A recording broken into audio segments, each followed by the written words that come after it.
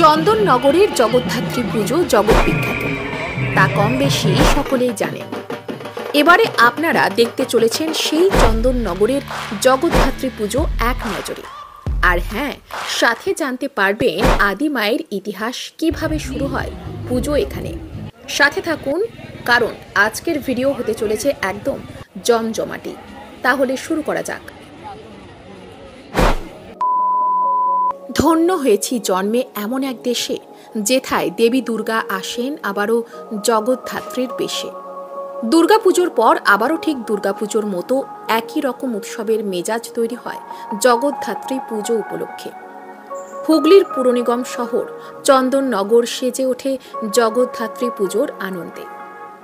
বহু দূর দূরান্ত থেকে জনে জনে ছুটে আসেন আলোর শহর চন্দননগরে জগদ্ধাত্রী পুজোর সময়। এই পুজোর সময় শহর সেজে ওঠে এক আলাদাই রূপে, যেখানে থাকে আলোয় ছয়লাভ। সেজে ওঠে জগদ্ধাত্রী মা, সুরের করতালে নাচে সকলে। সব মিলিয়ে তৈরি হয় এক উৎসবমুখী পরিবেশের।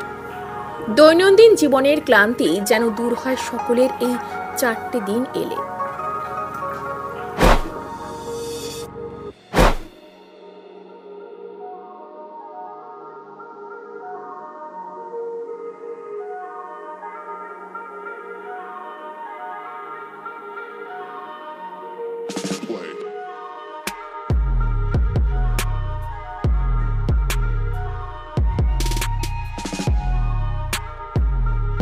পার্বতীরই অপরূপ দেবী জগদ্ধাত্রী, জগতের ধাত্রী অর্থাৎ ধারণ কর্ত্রী। উপনিষদে জগদ্ধাত্রীর নাম উমা হৈমবতী বলে উল্লেখ রয়েছে। বিভিন্ন তন্ত্র ও পুরাণ গ্রন্থেও তার উল্লেখ পাওয়া যায়। জগদ্ধাত্রী আরাধনা বিশেষত বঙ্গদেশেই প্রচলিত। পশ্চিমবঙ্গের নদিয়া জেলার কৃষ্ণনগর ও হুগলি জেলার চন্দননগরের জগদ্ধাত্রী উৎসব জগৎ বিখ্যাত। হিন্দু বাঙালির ধর্মীয় মানুষের রাজসিক দেবী দুর্গা পার্বতী ও তামসিক কালীর পরে স্থান সত্যগুণের দেবী জগদ্ধাত্রী। উপনিষদ অনুযায়ী দেবাসুরের যুদ্ধে দেবতাদের জয়ের পর তারা অহংকারী হয়ে ওঠেন। তাদের অহং নিবৃত্তির জন্যই আবির্ভূতা হন ত্রিনয়নী দেবী জগদ্ধাত্রী। চতুর্ভুজা এই দেবীর 4 হাতে থাকে শঙ্খ, চক্র, ধনুক ও বাণ।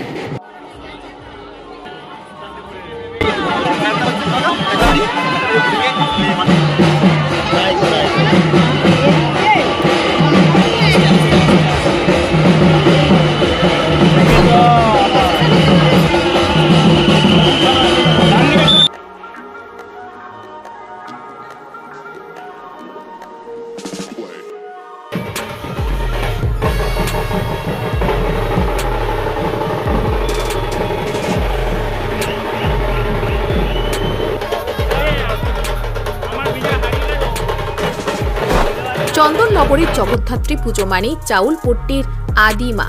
প্রায় 350 বছরের বেশি প্রাচীন চন্দননগরের আদি মায়ের ইতিহাস বেশ রঙিন।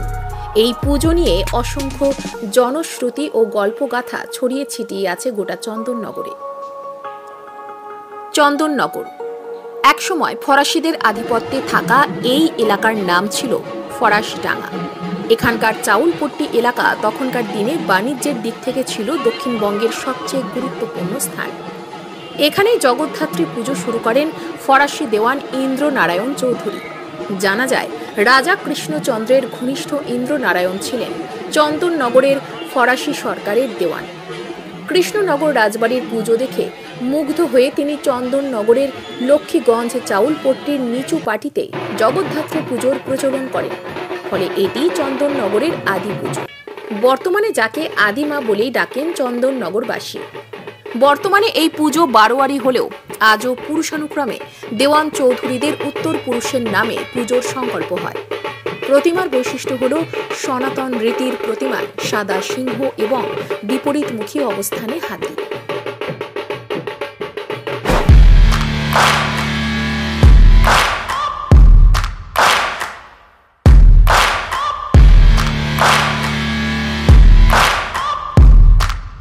ভিডিওটি ভালো লাগলে একটি লাইক করবেন, আর এই রকম নিত্য নতুন ভিডিও দেখার জন্য আমাদের চ্যানেলটিকে সাবস্ক্রাইব করে পাশের বেল আইকনটি বাজিয়ে দেবেন এবং পরবর্তী ভিডিওর জন্য অপেক্ষা করতে থাকুন।